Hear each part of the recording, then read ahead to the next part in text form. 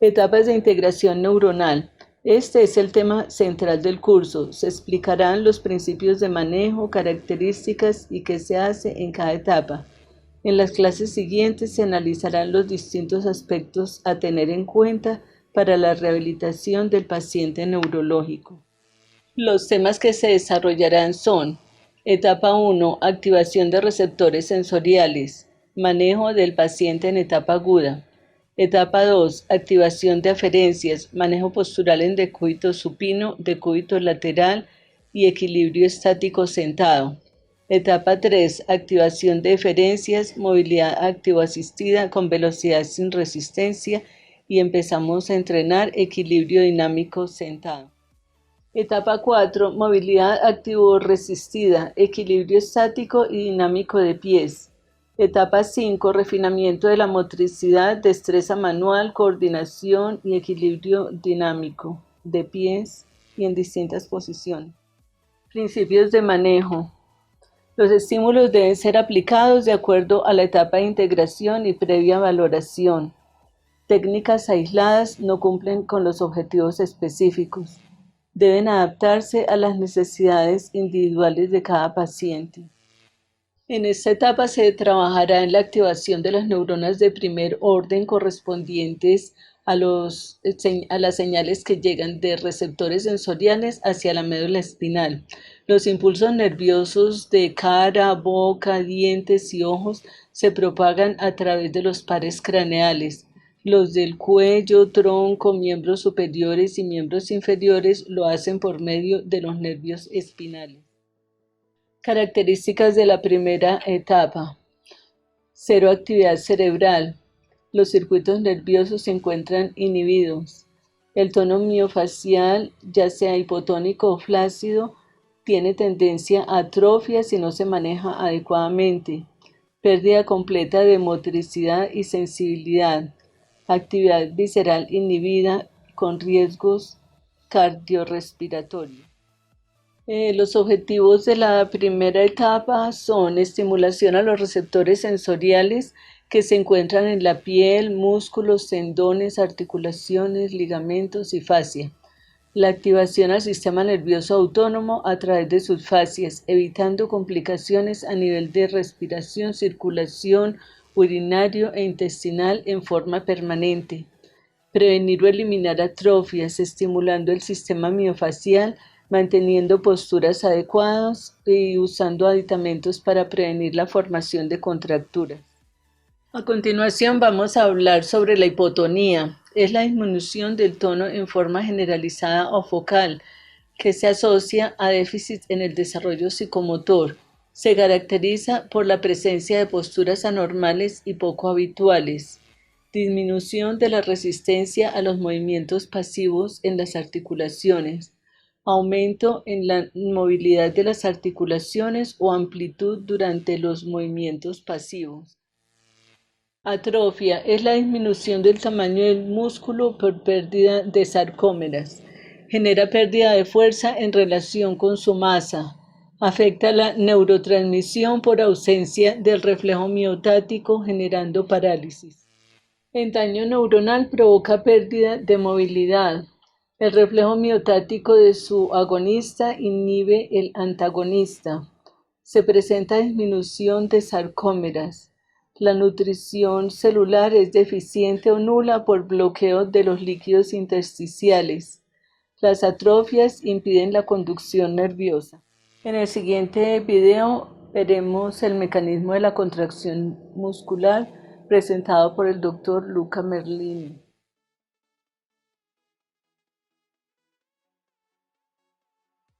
A continuación veremos los métodos utilizados por el programa Neuronas Activas para primera etapa. La estimulación a los receptores sensoriales debe ser específica para cada área. La estimulación miofacial ayuda a la conducción de los líquidos intersticiales que facilitan la neurotransmisión bioquímica. El masaje terapéutico ayuda a estabilizar el tono muscular. Es importante mantener una buena postura tanto en decúbito supino como en decúbito lateral para esta etapa, puesto que el paciente no está en condiciones de sostenerse contra gravedad. El método Rudd con la técnica stroking para esta etapa ayuda a mantener la circulación sanguínea y activar las sarcómeras, evitando atrofias. La estimulación a las fascias que intervienen en la respiración es importantísima para evitar complicaciones que puedan incrementar el tiempo de estadía en la unidad de cuidados intensivos. También es importante estimular el sistema urinario y facilitar el control vesical, porque el paciente tiende a generar vejiga neurogénica que impide que la vejiga se relaje adecuadamente cuando se vayan a hacer las evacuaciones. De ahí que el paciente tiene que permanecer con sonda por mucho tiempo. La estimulación al peristaltismo intestinal también es muy importante porque el sistema nervioso autónomo no estará trabajando para esta etapa y hay que ayudar en las evacuaciones intestinales. También es importante hacer un adecuado manejo de los puntos de presión para evitar la formación de escaras. El método Margaret-Rudd lo aplica el programa Neuronas Activas según la etapa de integración en que se encuentra el paciente. Consiste en una estimulación sensorial controlada para demandar una respuesta específica mediante actividad. La técnica de stroking o cepilleo activa las fibras C implicadas en el mantenimiento de la postura y es un estímulo de umbral elevado. Consiste en frotar la piel o músculos donde se desea sensibilizar el uso neuromuscular. Debe aplicarse de 3 a 5 veces durante 30 segundos, según Spencer 1987. En etapa flácida, incrementa el flujo sanguíneo, nervioso y de sarcómeras. Se aplica hasta que se logra control voluntario de movimiento. El masaje terapéutico es un método destinado al tratamiento de procesos patológicos en individuos enfermos y lesionados. Consiste en una serie de maniobras dirigidas a tratar las molestias o lesiones que previamente han sido diagnosticadas. El masaje terapéutico debe ser manejado por terapeutas graduados. La función del masaje es estabilizar el tono miofacial, activar la circulación sanguínea y linfática, ayudar a activar los neurotransmisores, aliviar y reducir el dolor, activar el sistema sensorial y propioceptivo e impide la formación de atrofias. Estimulación al sistema respiratorio. Los músculos y fascias de la caja torácica influyen en la capacidad respiratoria. La estimulación miofacial a músculos dorsales, pectorales, serratos e intercostales ayuda a estabilizar la respiración. En esta imagen vemos los músculos que intervienen en la respiración, que son desde cuello hasta abdomen. De ahí que las terapeutas respiratorias deben trabajar hasta el diafragma para lograr activar esos músculos, y las fonoaudiólogas también deben trabajar desde toda el área del tronco, o sea, tren superior, desde diafragma, inclusive abdomen y hasta cuello, para lograr mejorar la capacidad respiratoria y fonoarticuladora. El procedimiento para ayudar a la capacidad respiratoria es evitar la posición horizontal, mantener el paciente en plano inclinado y reclinado desde la cintura, o sea, todo el tronco hasta la cabeza en plano inclinado. Realizar masaje a los músculos y fascias desde su origen a su inserción. Realizar masaje tonificante en el área de la espalda en decúbito lateral, si es posible, movilizar al paciente y no hay complicaciones. Mantener alineada la cabeza en posición neutra con ayuda de aditamentos o cojines de herradura que le mantengan estable el cuello. y hacer un buen entrenamiento a la familia para que refuerce estas posturas y en lo posible ayude en esta estimulación. ¿Cómo estimular el peristaltismo intestinal? Para activarlo debe aplicarse diariamente antes de levantarse. Realizar el masaje en dirección de las agujas del reloj y en círculos que abarquen todo el abdomen, omitiendo las zonas donde haya intervenciones quirúrgicas. Diluir el bolo fecal acumulado en el cuadrante inferior izquierdo. Es contraindicado aplicarlo donde se hayan hecho estas intervenciones quirúrgicas. La estimulación a la vejiga. En esta imagen vemos las partes que componen la vejiga. En primera etapa, la vejiga tiende a ser flácida, por lo cual es difícil que se haga un control de esfínteres adecuado. Por tanto, se debe estimular a través de la banda púbica para estabilizar el tono miofacial de esta zona. Se debe tener la precaución de hacer un masaje profundo pero suave. Muchas veces uno confunde profundo con duro. No, profundo puede ser suave.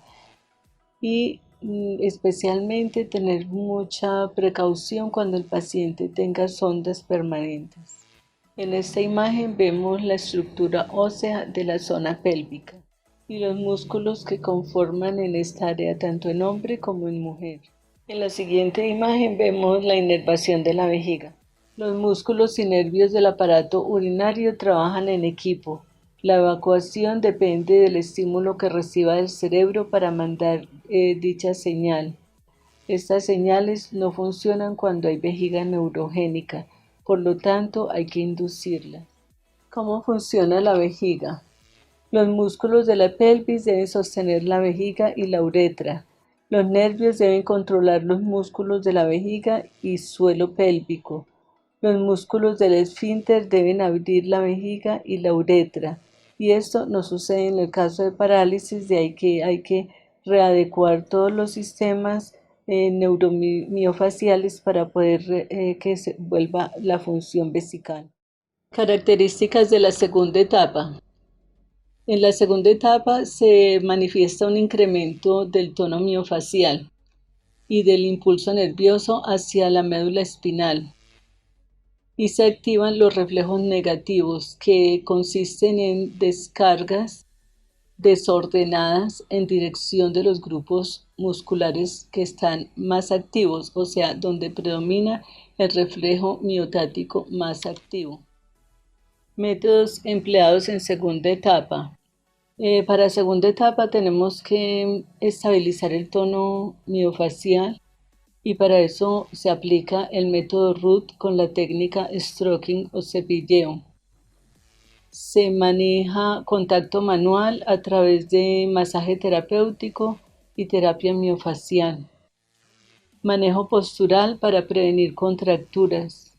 Se empieza la primera fase de equilibrio estático con ayuda de la familia y el terapeuta o dos personas. Para esta etapa se necesitan por lo menos dos personas para poder enseñar equilibrio estático independiente, no dependiendo de los brazos, porque si acostumbramos a los pacientes a depender de los brazos, no va a ser el tronco el que trabaje, sino van a depender siempre de aparatos ortopédicos. También se aplican técnicas para control cefálico con ayuda de aditamentos y se estimulan los pares craneales para poder activar las funciones de cara y cuello. A continuación les voy a describir los procedimientos que vamos a llevar en segunda etapa, aunque a medida que avancemos en los temas vamos a profundizar en ellos. Es muy importante mantener contacto verbal y preverbal con los pacientes. Apoyo visual, mantener la vista orientada hacia el rostro del paciente para ver sus expresiones en determinado momento, si de agrado, de dolor, y de acuerdo a eso podemos ir modulando los procedimientos. Es importante en esta etapa estabilizar el tono intraarticular y miofacial, porque de ese tono va a depender la estabilidad para los movimientos. Hay que mantener neutralizado el reflejo miotático anormal. ¿Qué es el reflejo miotático anormal? Es cuando empieza la actividad refleja, empiezan a realizarse movimientos desordenados, desde vestigios hasta más activos. Entonces, si nosotros no neutralizamos las posturas para evitar que ese reflejo se hiperactive, desde este momento empieza a formarse la espasticidad. Ejercicios activo asistidos por cada movimiento sin alternar con antagonista. En esta etapa aún no, el paciente no va a poder realizar movimientos, pero sí debemos inducirlos ayudándole a que él envíe señales del cerebro para activar sus movimientos más débiles. Aunque para esta etapa aún el paciente no presenta ninguna señal de movimiento, es importante empezar a inducírselos, pero no se hace alternando agonista con antagonista, sino una señal a la vez. O sea, la tendencia de un paciente hemiparético, por ejemplo, es a mantener el reflejo miotático para flexión más activo. Entonces lo que vamos a hacer es activar su antagonista para hacer un balance muscular y evitar que se formen retracciones y contracturas. También es importante la estimulación a la cara, el cuello y la lengua, porque en esta área también se forman retracciones que impiden la funcionalidad de los órganos fonoarticuladores, del sistema motor ocular, etc. Las terapias pasivas no activan el impulso nervioso. Cada patrón de movimiento se debe trabajar individualmente, no patrones masivos. Deben aplicarse estímulos continuos para lograr potencial de acción. Se debe ejercitar un solo patrón de movimiento repetitivo con predominio del grupo muscular menos activo, como les decía anteriormente. El paciente debe enviar señales desde el cerebro y para esto se realiza una demostración previa, ya sea con otra persona o con el lado sano del paciente. En esta parte se activan las neuronas espejo que trabajan por imitación. Entonces, a medida que el paciente va avanzando y va enviando señales del cerebro, se ve más actividad motriz y se va aumentando la velocidad del ejercicio. El impulso nervioso solo lo siente el paciente y el terapeuta entrenado en primera fase, porque al principio el paciente aparentemente no va a realizar movimiento, pero nosotros vamos a sentir que el impulso nervioso llega a la zona a trabajar. El aprendizaje motor depende de observación, repetición y refuerzo. Las neuronas espejo o Kubeli se activan cuando se va a imitar una acción. El observador imita la acción de quien la ejecuta, de ahí el nombre espejo. Se observa en seres vivos. Son importantes para el aprendizaje. Ubicación de las neuronas espejo. Se encuentran en el área de Broca involucrada con la producción del habla, el procesamiento del lenguaje y la comprensión. Están ubicadas en la tercera circunvolución frontal del hemisferio izquierdo. Otras neuronas espejo se encuentran en el lóbulo parietal, que es la encargada de la ubicación del cuerpo en el espacio. El lóbulo parietal derecho está encargado de la interpretación de información espacial y regulación de la personalidad. El lóbulo parietal izquierdo incluye comprensión matemática, manipulación de objetos y tareas de escritura. Aquí vemos un ejemplo de neuronas espejos. Está el mono ejecutando la acción y el mono observando la acción. Ellos son unos excelentes imitadores y sus comportamientos son lo más parecido al ser humano. Aquí está el monito mirando cómo el señor saca la lengua y aquí la saca él. A continuación veremos un video sobre neuronas espejo creadoras de empatía.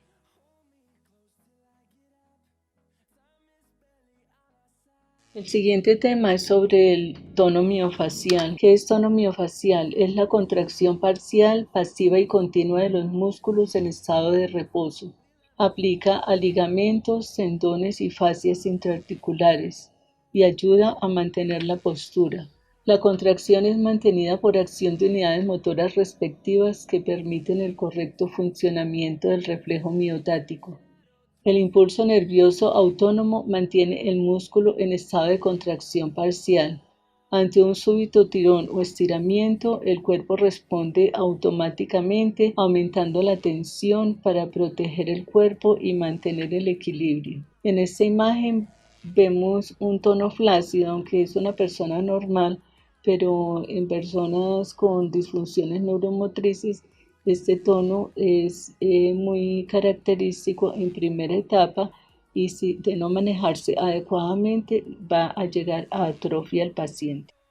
La imagen que veremos a continuación es precisamente sobre una paciente que posiblemente es una niña con parálisis flácida y la persona que la está maniobrando muestra lo flojos o lo sueltos que están los tejidos.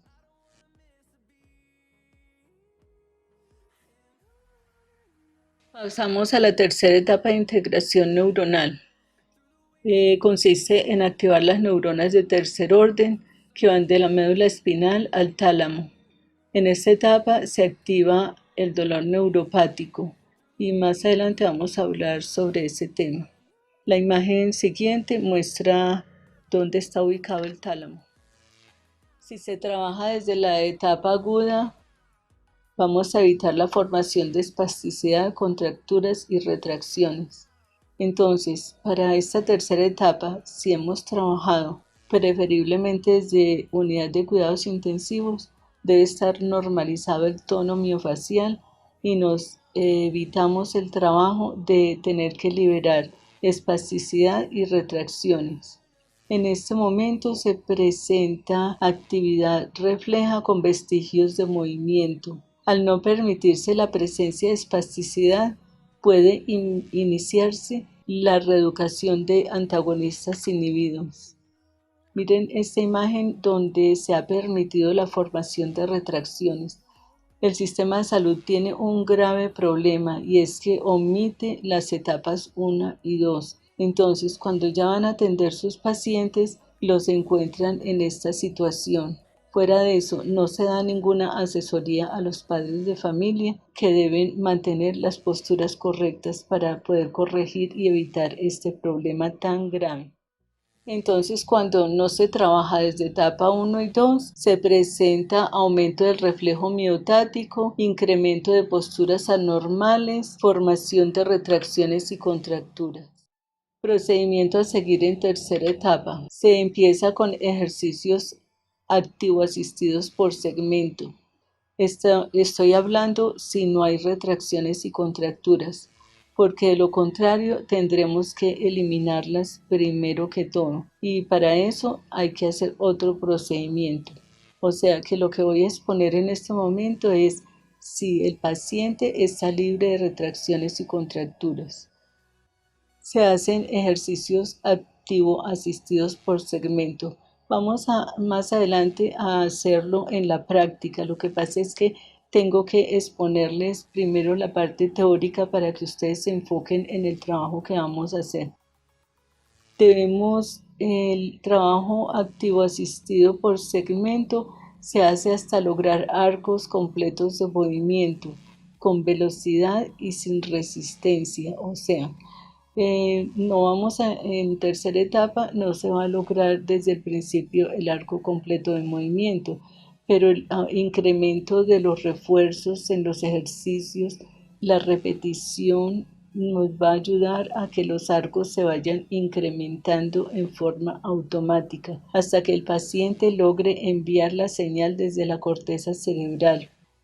Los ejercicios resistidos no se hacen en tercera etapa, hasta tanto el paciente no haya ganado velocidad en sus arcos de movimiento.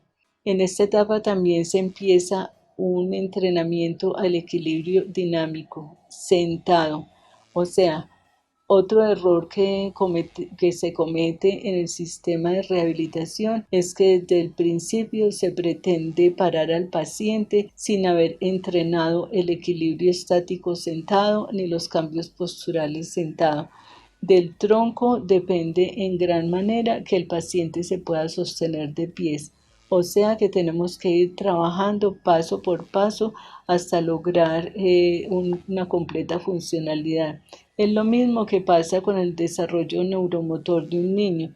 Los niños no empiezan ni parándose ni gateando. Empiezan desde control cefálico, equilibrio estático sentado, cambios posturales, empiezan después a gatear hasta que logran pararse con apoyo y se independizan. Estamos más o menos haciendo la misma secuencia. Y también está en tercera etapa, si ya hay más actividad motriz, podemos empezar el entrenamiento para cambios posturales. Se reeduca un solo patrón de movimiento a la vez, como ya les había dicho, y es en dirección del grupo antagonista más inhibido, o sea, o se trabaja solo extensión, o solo supinación, o solo extensión de muñeca, o solo extensión de dedos, porque si el patrón que está más activo es el flexor, no lo podemos reforzar, tenemos que ir desarrollando un balance muscular. El terapeuta o instructor señaliza el movimiento con apoyo y demostración e impide reacciones asociadas. Yo usualmente desde primera a tercera etapa trabajo en decúbito supino. La razón es porque así puedo neutralizar las reacciones asociadas. Más adelante vamos a ver cómo utilizo unos aditamentos o férulas, pero no son las convencionales, para poder estabilizar los reflejos y la postura mientras se hace un ejercicio específico. También se da continuidad al proceso con ayuda de aditamentos, como ya les mencioné.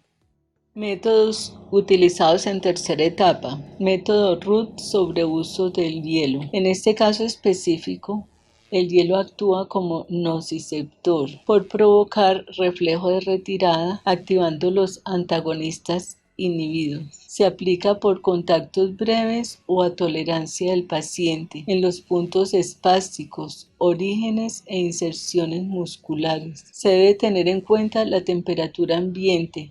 Es contraindicado en personas que no toleren el hielo, por eso es importante preguntar al paciente si tolera o no un estímulo. Si no lo tolera, no se aplica y se cambia el método. Yo más adelante les explico cómo podemos compensar la falta de hielo. Pero el hielo es muy importante porque hace una reacción inmediata y activa el antagonista. Se debe tener en cuenta, como les decía, la temperatura, y no se debe usar en el área dorsal por afectar pulmones y riñones.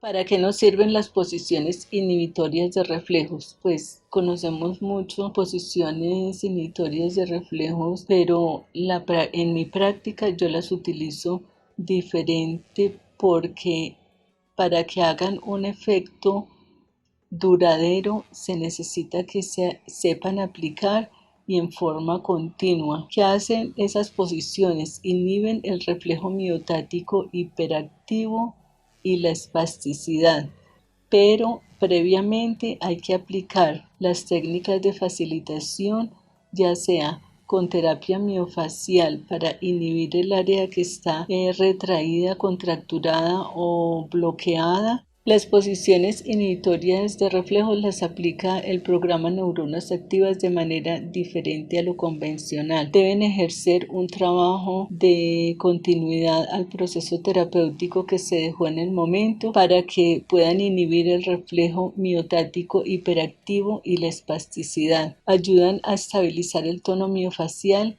y sirven para canalizar el impulso nervioso hacia el antagonista inhibido y activarlo. Facilitan la movilidad del segmento.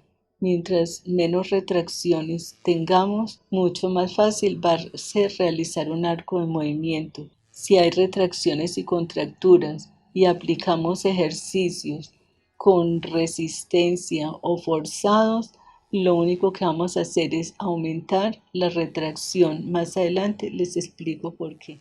Entonces, las posiciones inhibitorias son posturas que buscan desactivar el reflejo miotático con posiciones inversas al agonista hiperactivo. Se aplican previa facilitación neuromuscular.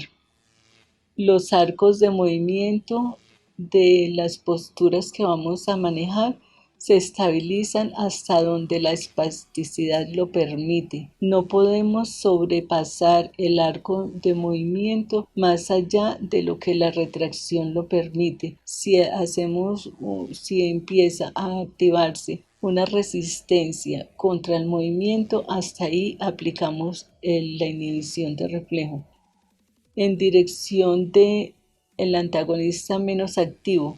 El antagonista menos activo es el que está más débil, o sea, donde el reflejo miotático no le ha permitido que su antagonista trabaje. Vamos a ver más adelante la ley de Sherrington. El tiempo de inhibición se hace a partir de 20 minutos y hasta 1 hora a tolerancia. La tracción es un método inhibitorio de reflejos.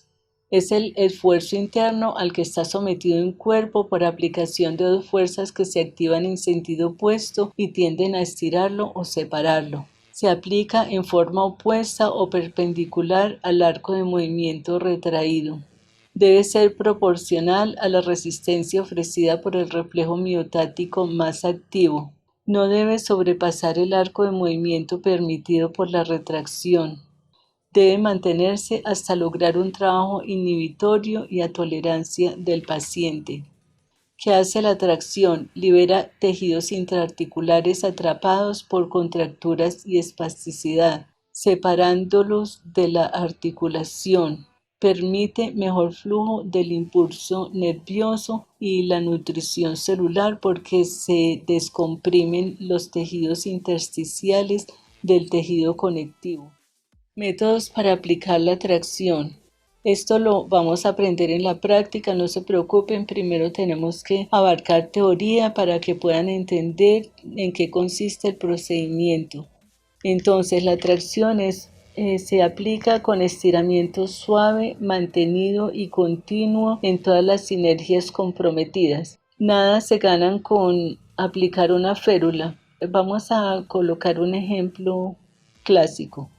Se utiliza mucho la férula para muñeca a mano, pero tenemos contractura de codo y hombro y cuello, o sea, tenemos un reflejo tónico cervical. Si nosotros no manejamos la postura y la posición inhibitoria para todo el segmento, para todas las sinergias comprometidas, perdemos el tiempo porque no estamos activando desde la fuente del impulso nervioso, que en este caso sería pues desde el cerebro bajando por médula espinal y raíces nerviosas de brazo.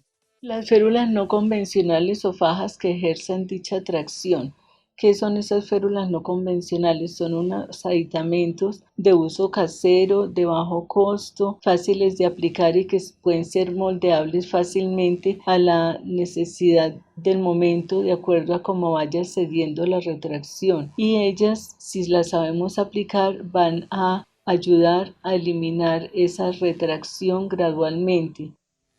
Previamente se deben realizar los procedimientos terapéuticos para inhibir las fascias, como ya les había dicho. Las tracciones deben ser suaves y no forzadas. Deben aplicarse a máxima tolerancia posible del paciente, no a la manera de que nosotros vamos aplicando mecánicamente una férula y el paciente es desesperado del dolor y del cansancio. No. Tenemos que explicarle que se la vamos a aplicar de manera suave, que trate de tolerarla un tiempo prudencial. Más adelante vamos a analizar cómo manejar los pacientes y sus familias, que a veces son las personas que más obstaculizan el proceso terapéutico. En el capítulo correspondiente vamos a analizar en detalle cómo manejar los pacientes en consulta. Función de la tracción. Libera tejidos intraarticulares atrapados por contracturas y espasticidad, separándolos de la articulación y permitiendo mejor flujo del impulso nervioso. Si no se ha dejado posicionar la espasticidad porque se está trabajando correctamente las etapas 1 y 2, se puede empezar con ejercicios activo-asistidos. Se trabajan uno a la vez y repetir las rutinas entre 10 y 20 veces cada movimiento a reeducar. No es indicado manejar los movimientos estimulando agonista y antagonista. Se estimula la cadena muscular y las fascias que están menos activas. Se empieza a trabajar por segmentos individuales. A medida que se va incrementando el impulso nervioso, se debe sostener el arco de movimiento por lo menos 30 segundos para que el paciente lo active. En la cuarta etapa trabajamos la activación de neuronas de cuarto orden que se dirigen desde el tálamo hacia la corteza cerebral. En la siguiente imagen vemos la corteza cerebral en la parte superior en azul. ¿Qué hace la cuarta etapa? Entrena movilidad activo-resistida para todos los segmentos. Busca independencia para cambios posturales. Incorpora actividades de la vida diaria, refina patrones de movimiento funcionales y se hace entrenamiento en posición de pies desde equilibrio estático, dinámico y hasta lograr la marcha. La actividad resistida no se da simultáneamente en todos los segmentos. Las actividades con potencia y resistencia requieren de integración cortical, que es un requisito para poder llegar a cuarta etapa, haber superado las etapas anteriores y sobre todo la 1 y 2. En esta etapa ya debe fluir el impulso nervioso libremente. Los órganos tendinosos de Golgi incrementan el impulso a la corteza cerebral. Las contracturas deben estar inhibidas. Más adelante vamos a hablar acerca de los órganos tendinosos de Golgi y las contracturas y retracciones. Equilibrio de pies. Esta parte corresponde también a la cuarta etapa. Debe haber superado las etapas anteriores el paciente, porque sin un buen tono miofacial y sin una buena estabilidad intraarticular es imposible que el paciente se logre parar. De ahí que terminan con aparatos ortopédicos. Se deben haber eliminado mínimo 80% de las retracciones y tiene que haber dominado el control cefálico de tronco, cintura pélvica y miembros inferiores. Como ya les dije, paralelamente a estas PowerPoint se les estará enviando fotos y videos para que ustedes puedan visualizar en la práctica cómo se realizan los procedimientos. Para lograr estabilidad en la rodilla, tenemos que estabilizar las fascias de cintura pélvica, área lumbosacra y articulación de las caderas. El procedimiento consiste en que el paciente se coloca en decúbito prono sobre la cama y se desliza en el piso sobre un cojín, quedando de frente a la cama y por detrás el terapeuta o asistente que le ayuda a sostener caderas y hombros. La idea de estos ejercicios de equilibrio es que los pacientes no dependan de los brazos como apoyo, que es uno de los errores que ha cometido el sistema de salud y por tanto, como les dije, terminan con aparatos ortopédicos porque el sistema autónomo no trabaja correctamente si no se le ejercita. Entonces, como les decía, se sostiene con el tronco erguido con la ayuda del terapeuta o asistente y empezamos más adelante cuando tenga más estabilidad en el tronco, se empieza la práctica de ejercicios en flexión, extensión de tronco y movimientos laterales. Entrenamiento para el equilibrio de pies. Parte de reeducación a cambios posturales, desde la posición sentado a la posición de pies con apoyo del terapeuta hasta eliminarlo, como en una sesión terapéutica. No podemos realizar esto porque además hay que irlo graduando en tiempo, ir contabilizando cuánto tiempo soporta la posición inicialmente con apoyo, pero los apoyos hay que saberlos hacer para que el equilibrio o el sostenerse de pies no dependa del uso de los brazos. Para lograr el equilibrio de pie se le debe ayudar al paciente a sostenerse en posición estática hasta lograr mínimo media hora en forma gradual. Iniciamos con unos segundos hasta aumentar de a minuto en minuto y lograr siquiera media hora en esta posición. Eso le va ayudando a activar el sistema vestibular y poquito a poco él va tonificando sus segmentos en la parte intraarticular. Cuando el paciente domine la posición estática, se deben realizar cambios posturales con el tronco, con la cintura apoyada sobre una mesa inicialmente. Contraindicaciones para el manejo de la posición sentado y de pies. El área que va a entrenar para control de tronco sentado es la espalda, abdomen y cuello, no los brazos. Por esto, los pacientes se condicionan a depender del brazo para sus actividades tanto sentado como de pies. Nunca lo tome por los brazos para sentarlo. Esto hará que aumente la resistencia para extensión de tronco y en lugar de hacer flexión hace lo contrario, que es tratar de anclarse en la cama. Cuando lo vaya a sentar, el instructor coloca un brazo por detrás del cuello y por debajo de las axilas si tiene control cefálico. El requisito para todos estos equilibrios es que ella tenga dominio de control cefálico y el tono intraarticular esté nivelado por lo menos en un 80%. En la quinta etapa estamos terminando el proceso terapéutico porque ya el paciente tiene movilidad al máximo autónoma, pero vamos a potenciar todo el sistema somatosensorial que interviene en la independencia postural y en la motricidad a nivel con control cortical. La potencia en la mayoría de los grupos musculares debe ser funcional. La estabilidad del tono intraarticular y muscular debe estar en promedio normal también. Se realizan actividades relacionadas con equilibrio, motricidad gruesa y fina. El paciente debe estar en condiciones de eliminar las ayudas ortopédicas, no porque nosotros le digamos, no, usted ya está muy fuerte, sea guapo y elimine todas sus ayudas ortopédicas. No, porque las ayudas ortopédicas son cuando se usan.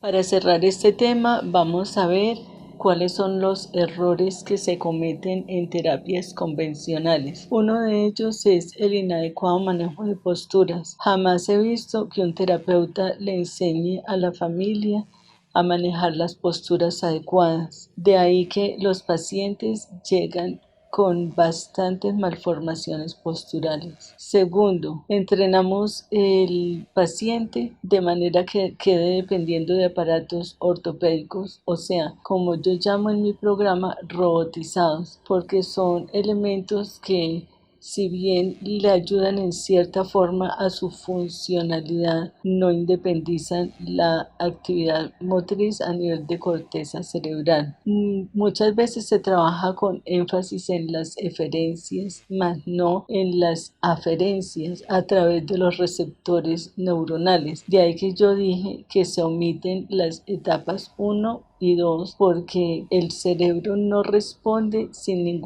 no se le proveen estímulos y los estímulos los reciben los receptores neuronales. No siempre se inhiben las retracciones adecuadamente para permitir el flujo nervioso al segmento. Casi siempre se entrena el lado sano para que reemplace el afectado y no se hace ningún procedimiento en el lado afectado. Y también el uso de aditamentos es inadecuado. En el capítulo de férulas y aditamentos vamos a ver las indicaciones y contraindicaciones sobre el uso de férulas.